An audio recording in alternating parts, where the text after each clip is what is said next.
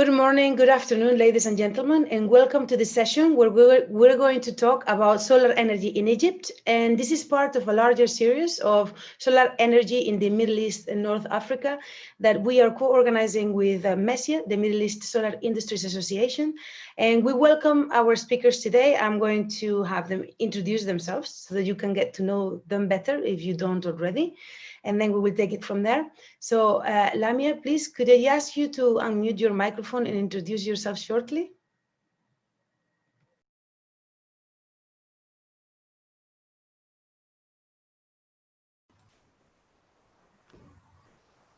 Hi, good morning, Lamia.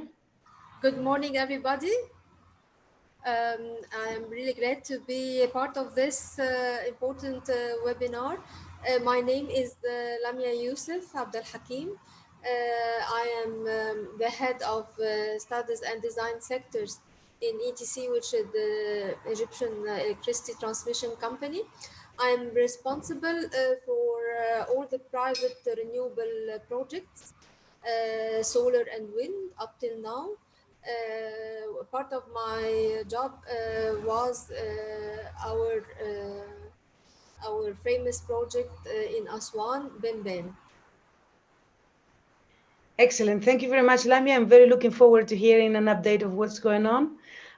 Next, I'd like to ask, please, Atter, to unmute yourself and also introduce yourself, please.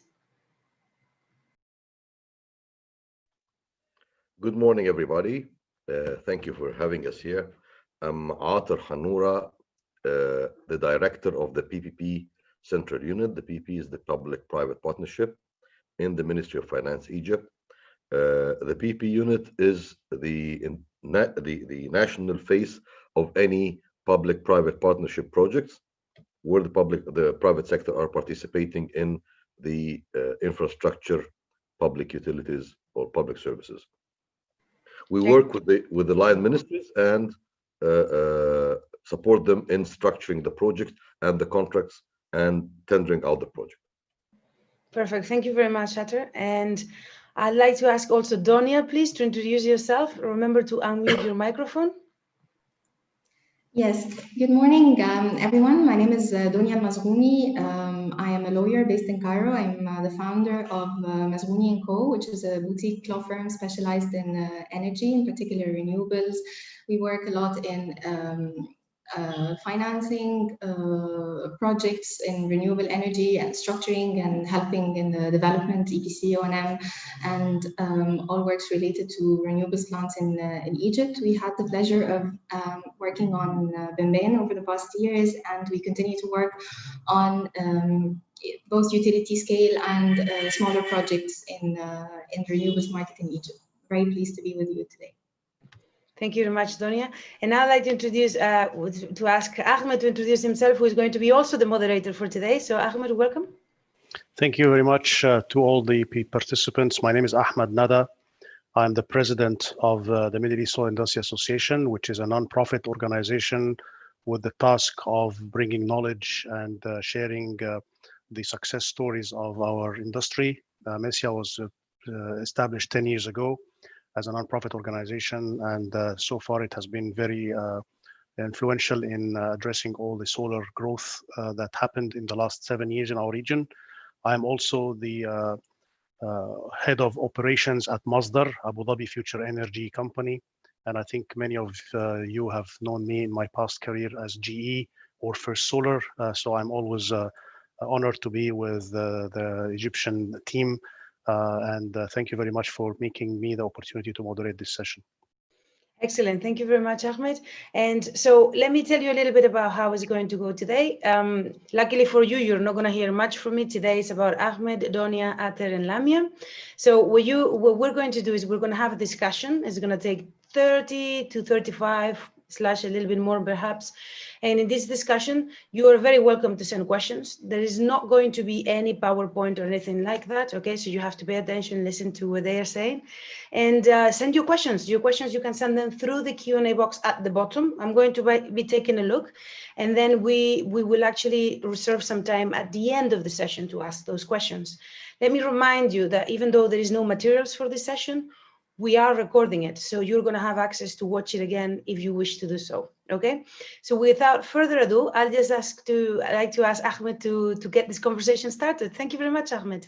Yes, thank you very much. Okay, so let's kick this off. And again, I would like to start quickly by making a very general statement, but then I will lead Dr. Engineer Lamia to address it. I think all of us know over the last 6 years or so, Egypt has done a great job in really promoting its renewable strategy in general, and did some fantastic steps to solidify the presence of international investors into the country. And also, there was a good room for many of the local developers and local EPCs to grow within the country itself.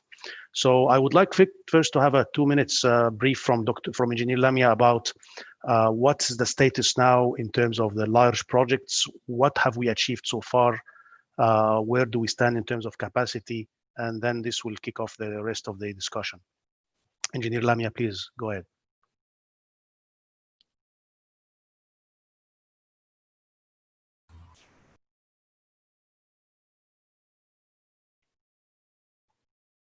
Yes, we can see you. You are on mute, if you don't mind unmuting your system. Thank you. There you go. Okay, thank you, Ahmed, for the introduction.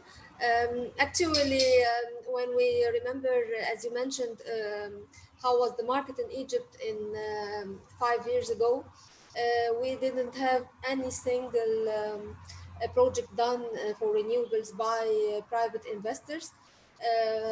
Now we have MENA in place with approximately 1.5 gigawatt. We have in operation 250 megawatt wind by the consortium ENGIE Toyota Orascom. We have under construction Lekela 250 wind project. Last week we signed 2 contracts with AMEA Al Nuwais with 500 megawatt for solar and 250 megawatt for wind. Sorry, 500 also for wind. That's a long trip that took us from the first round of MENA with round 8 with 13 piasters. Now we signed with AMEA with 2 piasters per kilowatt hour. That means that we have a good attracting market. We have a stable legislation. You mentioned the experience gained in Egypt. I'm really happy to see the young or the youth engineers, finance people, legal people, who turn to be now to have all the experience needed, and they are these companies, which was 5 years ago startups, are now acting in equal footing with the big players in the international market. Great. Okay, I would like maybe to address similar question to Dr. Atter and tell us about how the Ministry of Finance was able to navigate, just also in 2 minutes, to navigate the difficulties that happened in the last 5 years and how we have overcome the key challenges, and then we will talk about the future.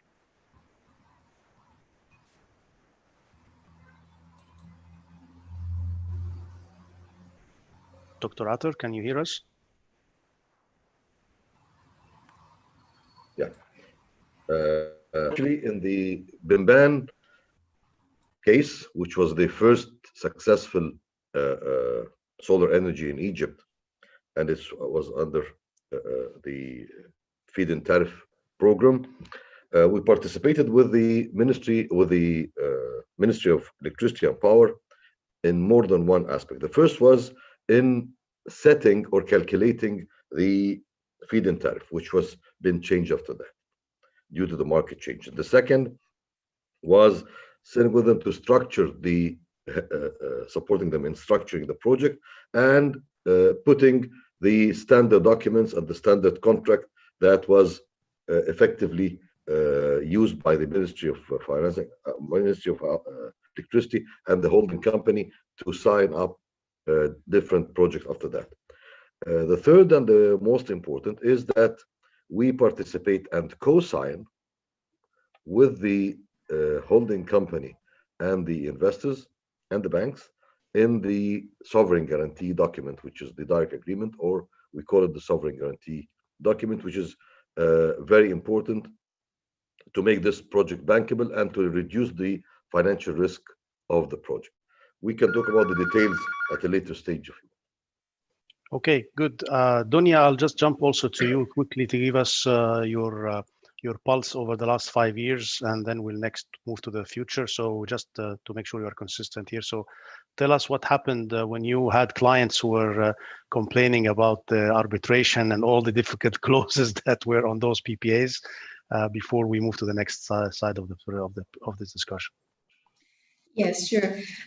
So when all this hype started about Benben, and rightly so, in 2014, the regulations were not completely there. There was a rush to issue the law that regulated the renewables. And I think afterwards we all learned that it was effectively part of the electricity law that was later on issued in 2015. But it was like this renewable energy law number 203 of 2014 was taken out of the law specifically for Benben to be established, and that was very late in 2014, even after the ministerial decrees that set the tariff for Benben. The very first one was issued, and so there was this rush, but there was also an interest from everybody to help put in place the legislation, put in place the contractual arrangements, as Atar has mentioned earlier. And I think everybody worked together very well in order to put this in place. Later on, the electricity law was issued in the summer of 2015, and the regulations followed, and there was a host of other regulations that were issued, in particular by the Egyptian electricity regulator, Egyptera. I think this all helped develop Benben in the way it is right now and make it a success. And I believe right now the focus is on the smaller projects, not the utility scale projects, and this is the focus of the rules that are being issued by Egyptera right now.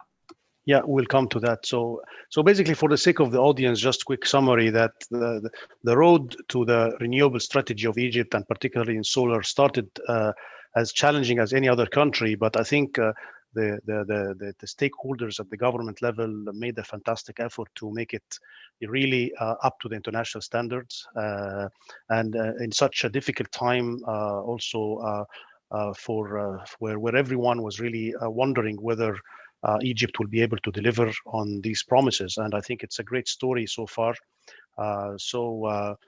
With the capacity that we have now, and international investors are, whenever there's a project, you will always see the big players coming in.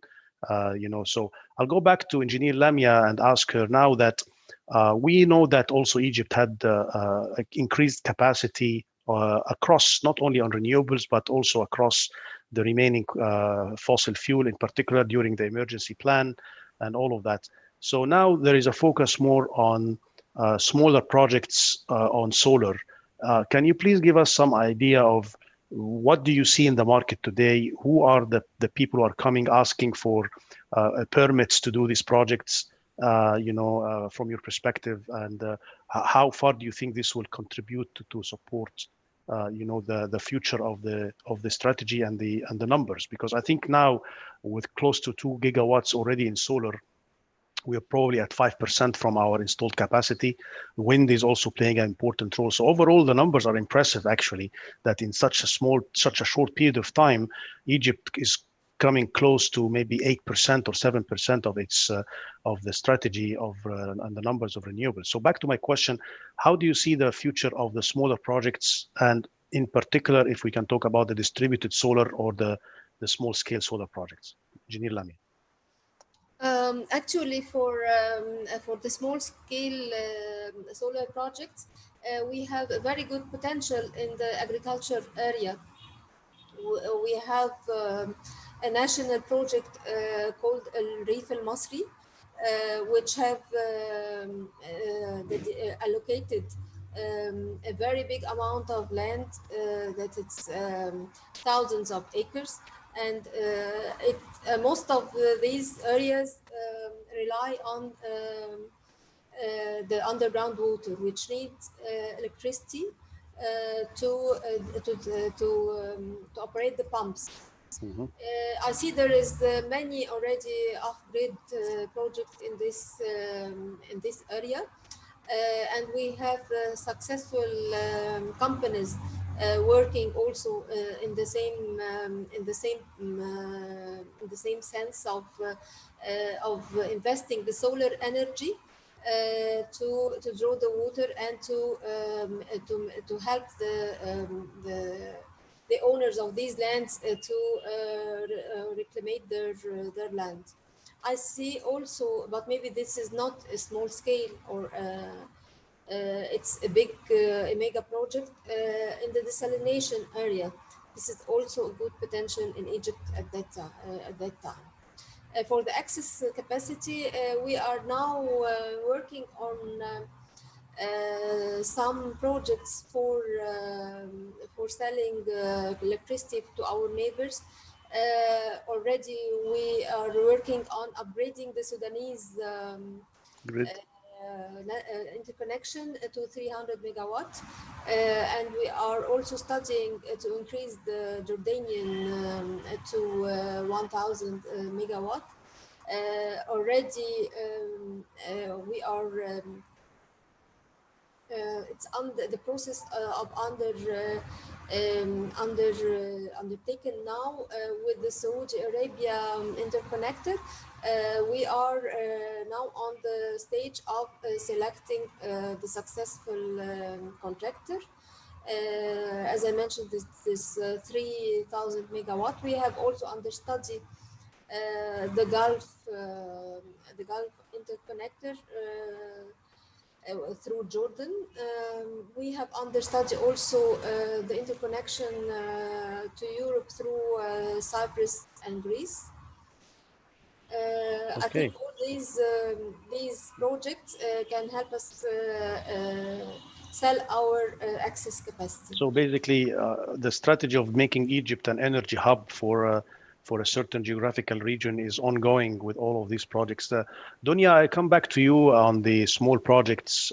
What do you see in terms of investors coming from within the country or outside the country? Because you are hosting most of these investors when they do come to the country and take your legal advice, obviously. Number one. And number two, do you think that the current legislation is supportive for the small projects, or does the government need to do something more to incentivize more of these? So let's take the first question. What do you see in terms of the small scale? When I say small scale, I typically talk about less than 20 megawatts. Okay, that's really what we call small scale. Yes, and this is also the definition that is really used in the market between both the local and the international developers. So at the very beginning, it was really a market where a couple of local companies had started focusing on small solar scale projects up to 20 megawatt, much smaller, but up to 20. And for the longest time, we were seeing like these very few companies working and talking to off-takers, raising awareness basically about the potential of solar in the market. Right now, this is not what we see. We see an opening of the market for bigger developers, international developers who are interested to partner with these companies or to develop projects of their own. So I believe BIMBAN has opened the door for this, because there is a certain confidence that was built in the market through this bigger projects. And so certain developers who have been working in BIMBAN are looking into the smaller scale projects, and others who did not have Egypt on the radar started getting interested in the country in this sense. And I think this is encouraging other local players to also look into this market and have more confidence that they can continue to work in the market and that they can grow in this small-scale projects. Okay, Dr. Attar, your perspective, please, about how the Ministry of Finance sees the small projects in Egypt and even the smaller than 5 megawatts. What do you think the public-private sector coordination can do here to help this segment to grow further? Actually, the main case here is the financing. Normally, banks and financing agency likes to finance big tickets. Correct. So 20 megas might be a project that is not attracting that much the international life eyes. However, there is always a room for financing this. The sovereign guarantees and the other provisions in the contracts that have been illustrated in the BIMBAN contracts and all the renewable contracts that have been used after that, regarding the re-equilibrium of the contracts, regarding the changes of law, regarding the guarantees on the termination, and all these kind of provisions encouraged the big investors as well as the small investors, and a lot of people are waiting in the queue, waiting for the net metering and if there's any new regulations that will manage this. The engineer Lamy, I've mentioned two main projects that I want to emphasize on. Maybe we can emphasize in a later stage of this webinar. Please go ahead. Yes, please. Which is the 1.5 million fadans or acres project, which one of the huge project that I've been honored to work with them for about 4 years, and the desalination project, which is one of the top priorities on the PPP project that I'm managing now. And both of them are very much correlated to the topic that we're working on. Number one, the 1.5, the reclamation of the 1.5 million fadans. This is a huge project, very ambitious. A lot of difficulties are facing the project in terms of the power. As Engineer Lamia just mentioned, that all these areas depending on wells, underground water. Some wells are 200 meters and some wells goes up to 1,200 meters to get the water from. This consumes a lot of power and requires a lot of power. Without power, there is no water, there is no reclamation, there is no agriculture. So the power here is essential. Depending on all of these areas are off-grid, or most of them, let me say, are off-grid, and the grid is far enough and accordingly expensive enough to connect them to the network.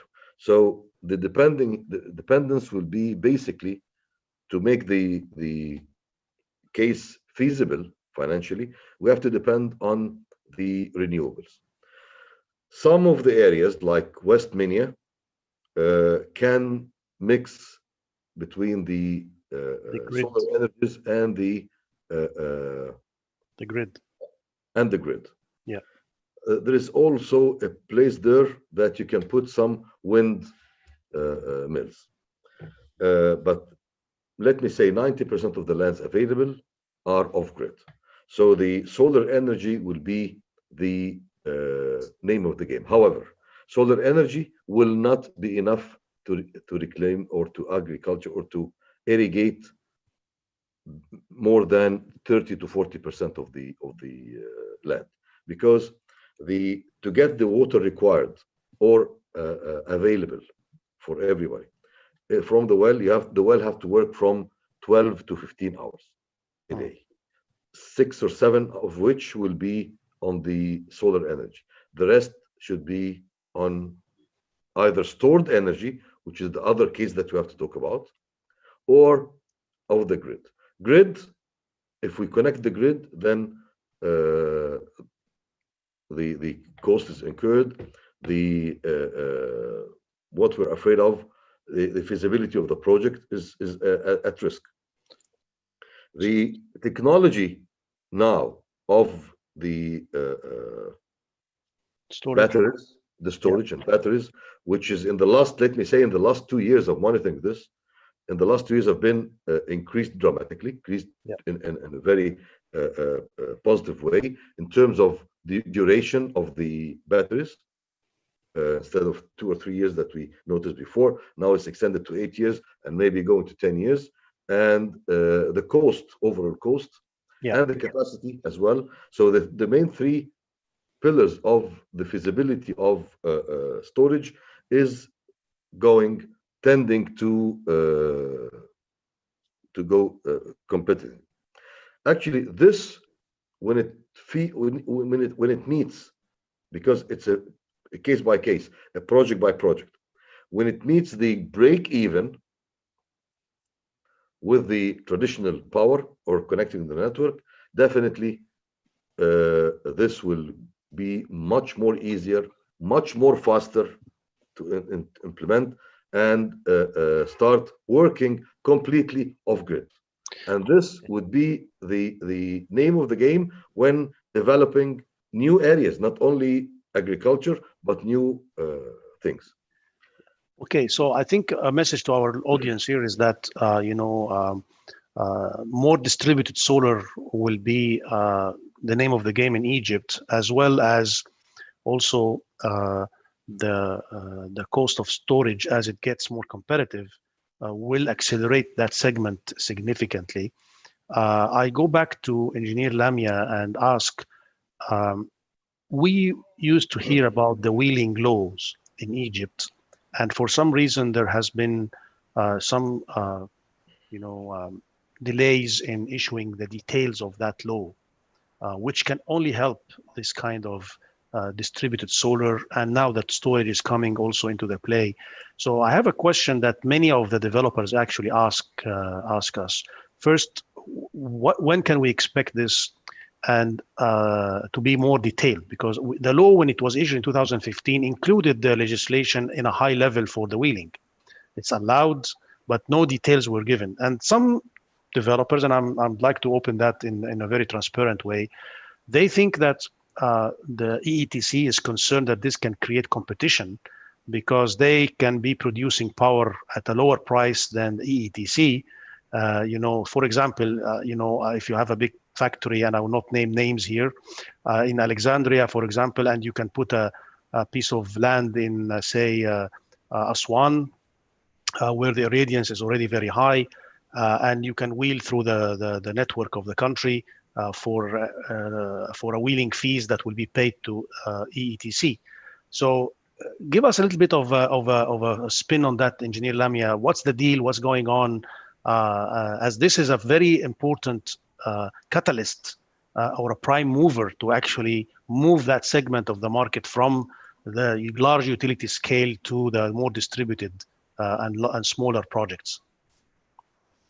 Actually, when the law was issued, we in the government thought that we will not receive much requests for this type of role. But what happened really that we had the queues of investors that want to go on that market.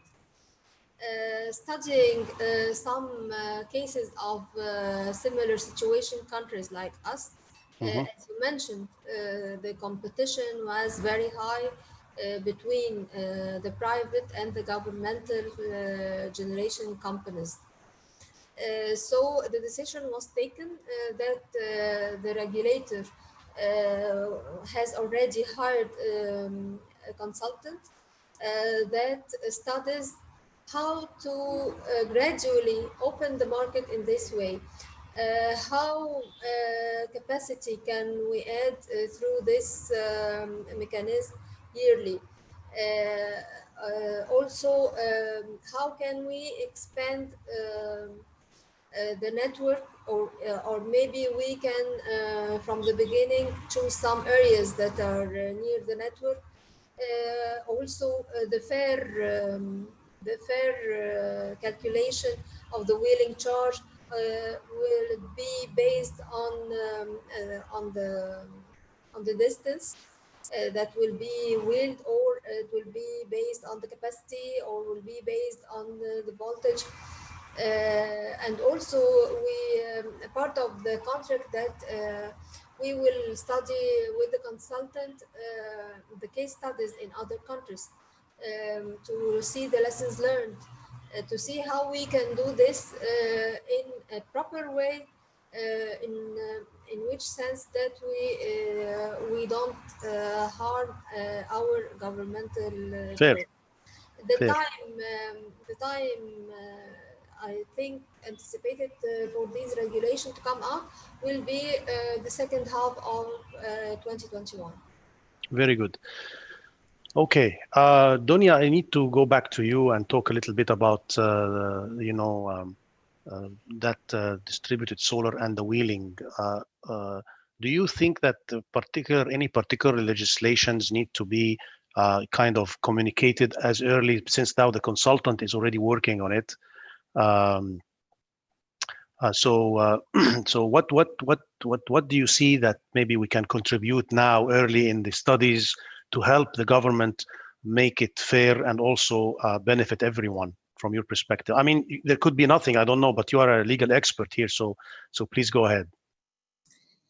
I think what's happening right now is that all the stakeholders from the Ministry of Electricity are waiting to see what the study that the consultant is working on will come up with. So I do not think that we will be seeing anything in written form, any laws or any new rules, etc., before the finalization of the study. And as the engineer Lamia mentioned, this is expected end of next year, or like the second half of next year. But what can be communicated to the market is probably a positive message about wheeling, because what's been happening over the past, I think, year or a little bit more than a year is that the conversation has turned very negative about the part related to wheeling.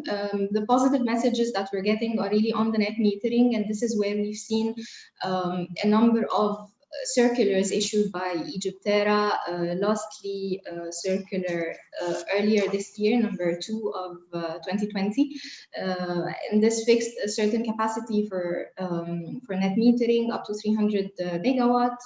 And then we've seen Egyptera regularly updating the available capacity on the various across the various distribution companies. Right now, I believe the latest that I've seen was issued in November 2020, about 344 plus megawatts available in different parts of the country, and there are about 20 companies that have received licenses for net metering, but we do not have the same picture on the side of the wheeling. So we've been hearing various justifications for this regarding the pricing, regarding how the wheeling charges would be calculated, and offsetting all the investment that was put in the grid from the side of the government and so on. But from what I've seen so far, most of the developers are really awaiting this with impatience, and they would like to know what will happen in the market. So a positive message in this sense would be very much appreciated, I believe, by everyone, because this kind of projects does not get done overnight. I mean, there is a lot of preparation, there are business cases, studies, there is a lot of discussion with off-takers for basically raising awareness of this kind of projects and getting a deal structured and a transaction structured, finding financing and so on. So there are a lot of steps that can be taken by developers in this market if there were a positive message that was communicated by the government to the developers, same as what is happening in the net metering. This is what I believe would be feasible right now, because as I mentioned earlier, anything that would be issued in the sense of regulations could be premature right now, that we are still waiting for the consultant to finalize their work and come up with conclusions for the government. Okay, very good.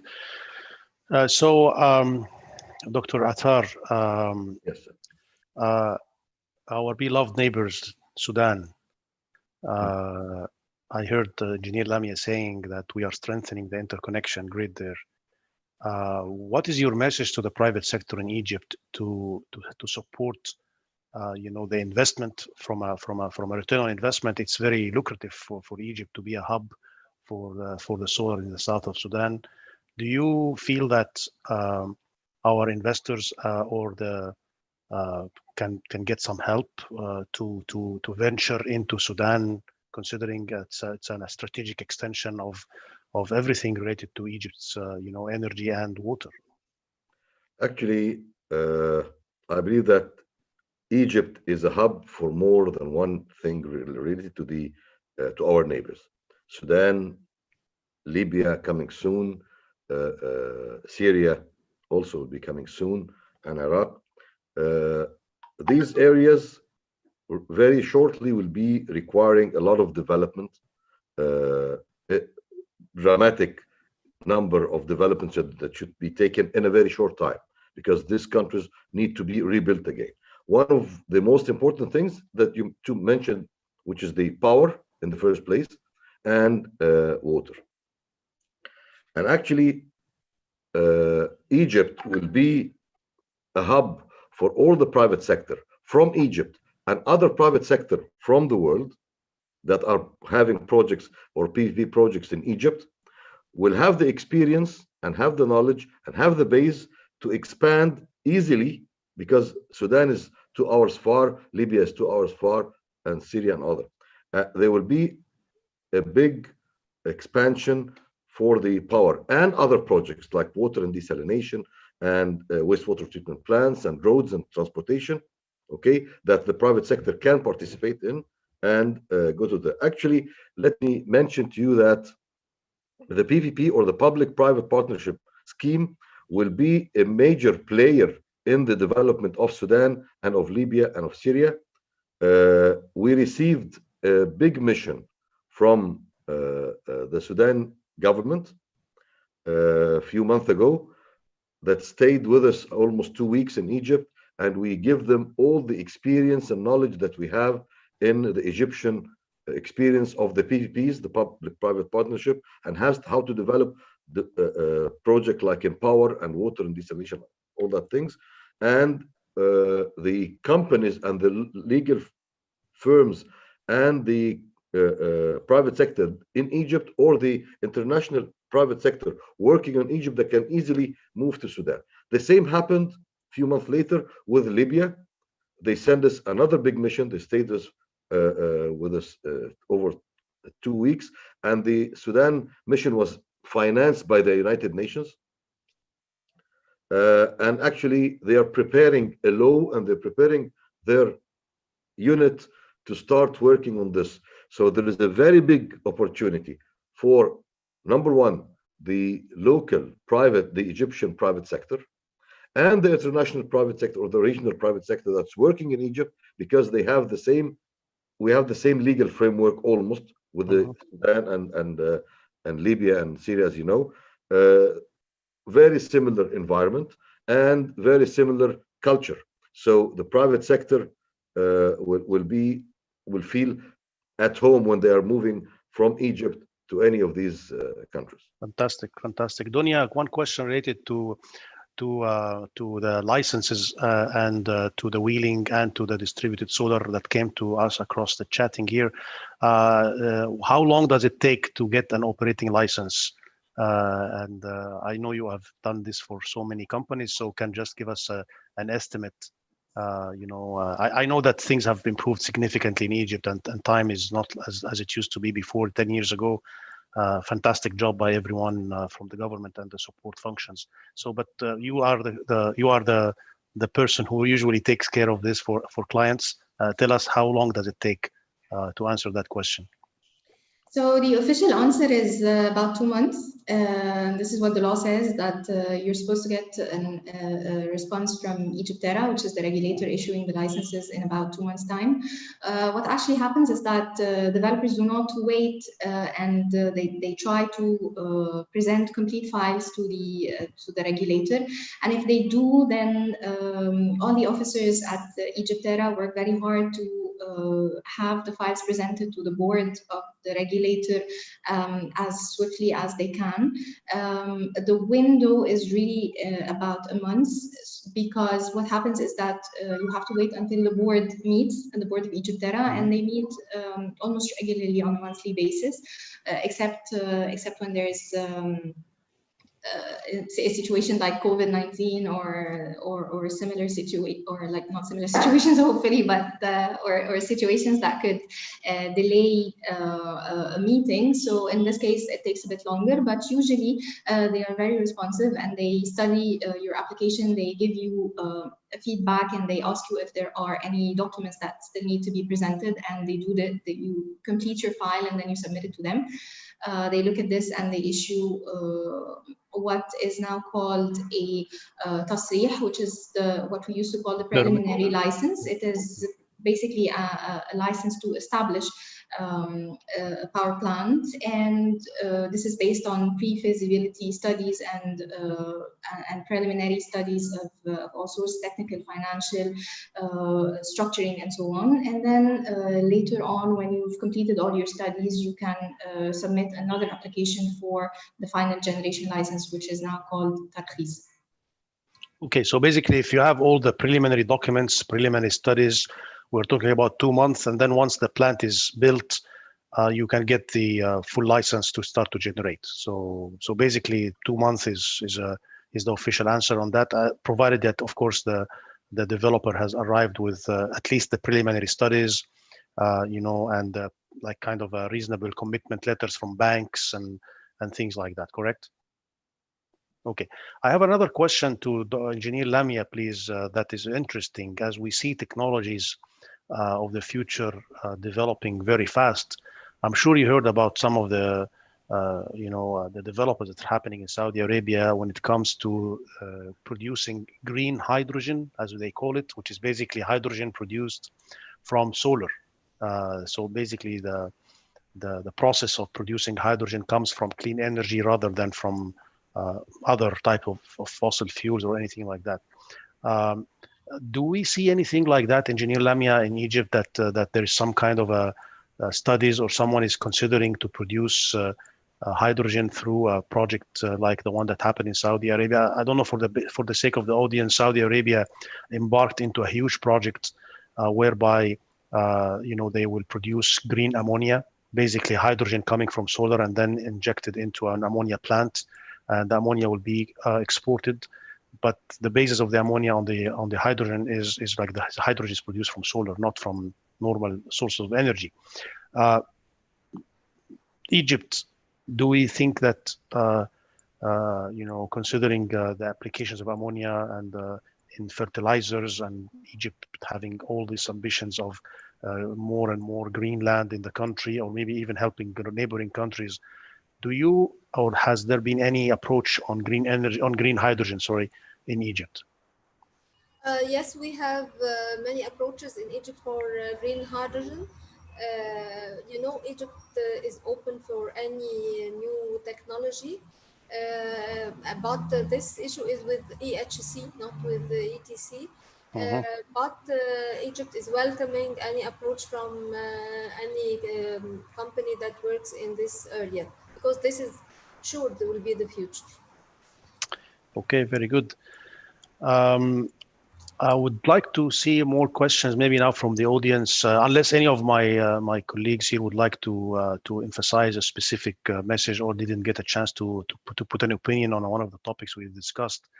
You would like to have something else to add before we turn it to the audience for maybe further questions?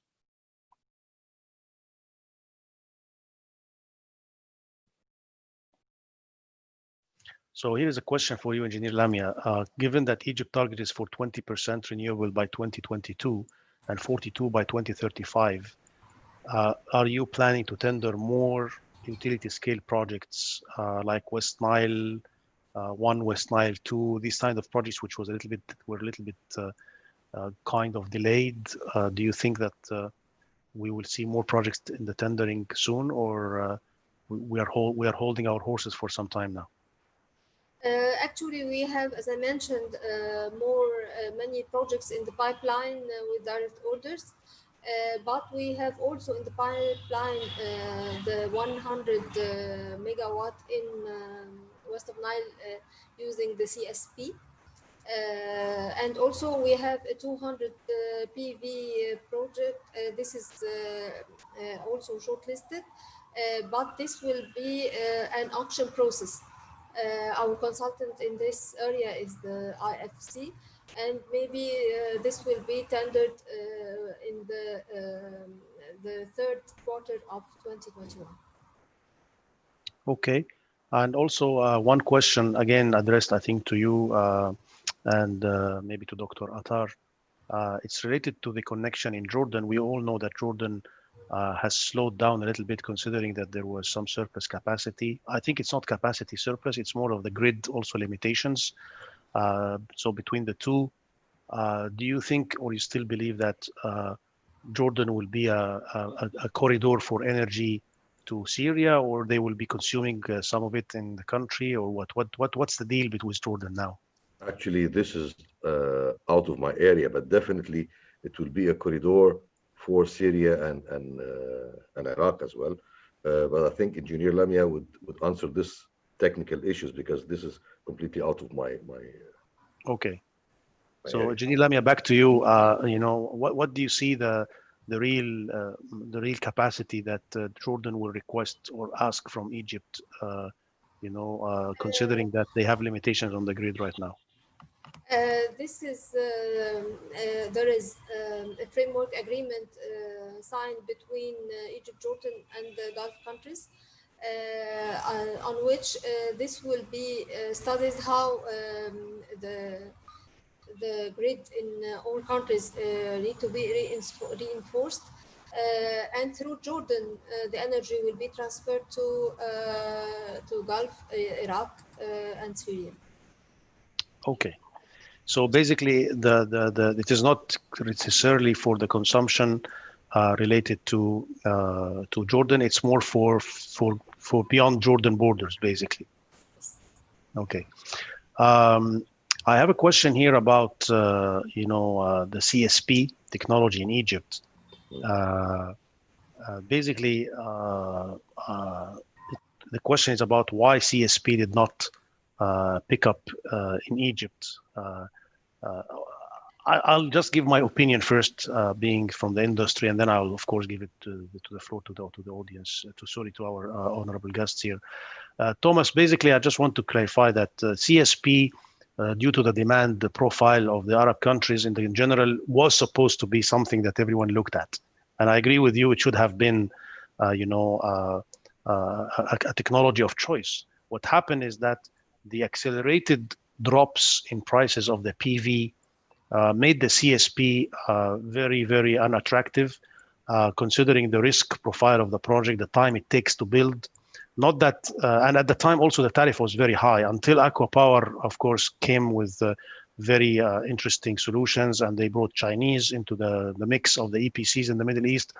And accordingly, the prices of the CSP started to become very, very attractive. But remember also the CSP, to make sense now with the competition of the PV in the mix, has to be very large scale. Like as we see, for example, in Dubai, it's a 700 megawatts project. So and even to make the price, the tariff competitive, they had to add to it 200 megawatt of PV. Morocco also has big ambitions in CSP. They successfully done some very interesting projects there.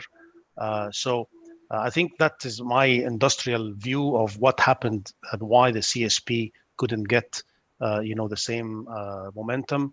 Also, the reference point for large scale projects was in the US. And unfortunately, at the time when PV was really competing and pricing was going very, very low on the PV side, that project was into bankruptcy in the US. And that contributed significantly to many people not looking at it because there was no true real reference on it. Again, until Aqua Power was able to turn that, so I think it's a technology game.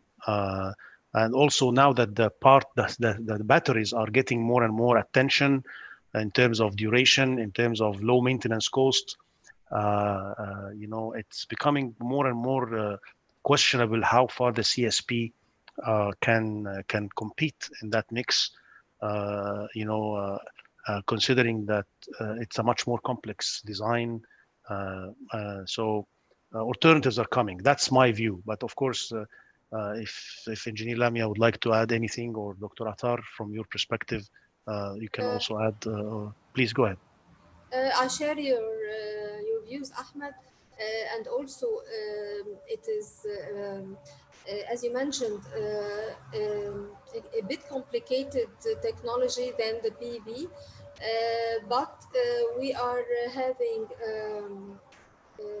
a contract with a consultant that is helping us to put the RFP in a proper way to get the best technology with the best prices in the CSP. This will start with 100 megawatts.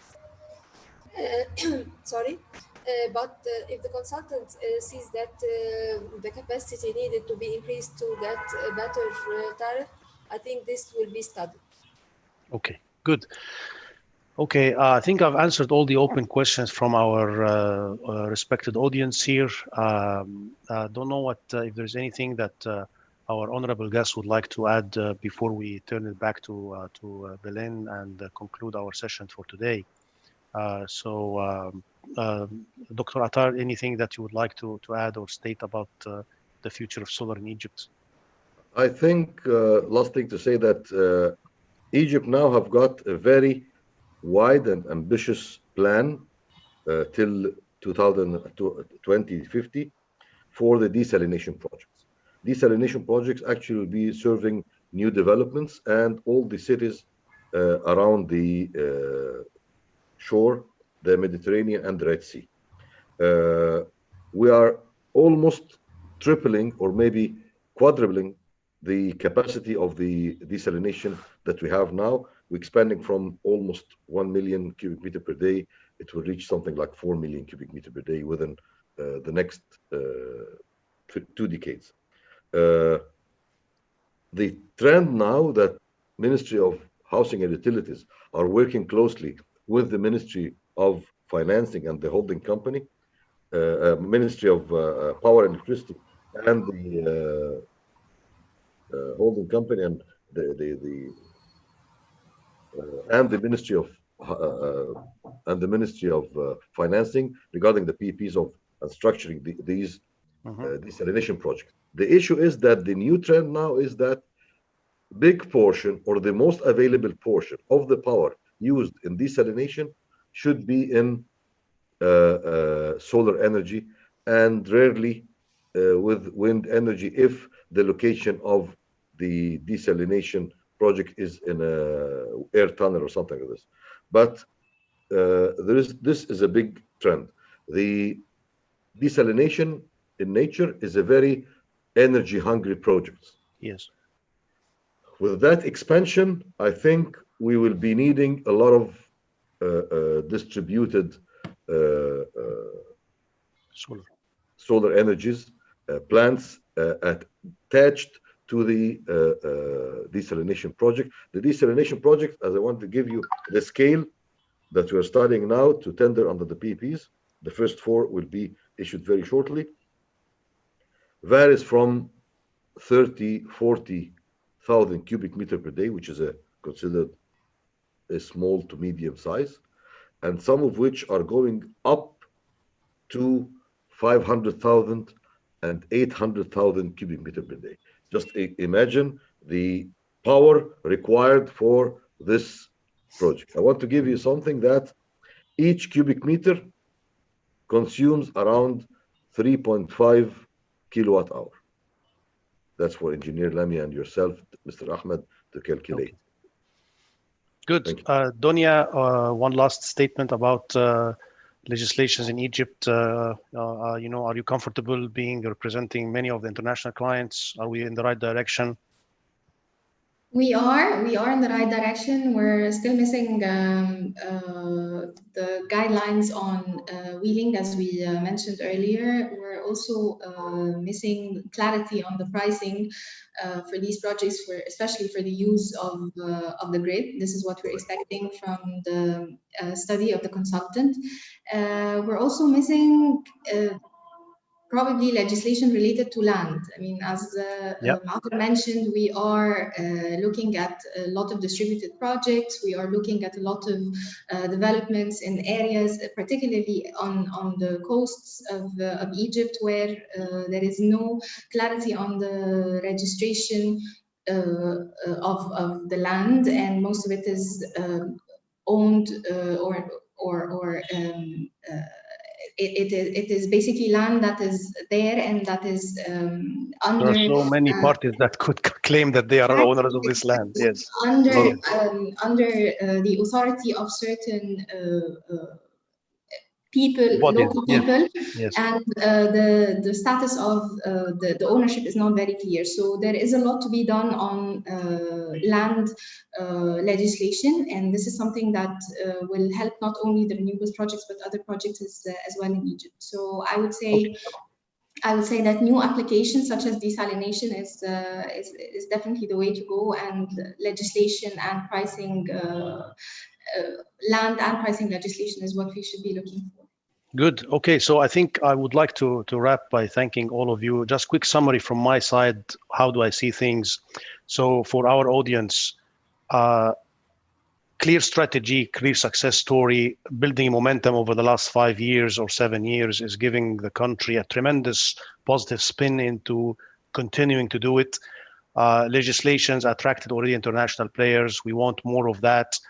As we move into different segments, I think message very clear to the Ministry of Finance and to Engineer Lamia to work with the right bodies, Egyptera, to find the gaps so that we can really bring this, to the right international standards, so we can really bring the comfort as we did in Benban.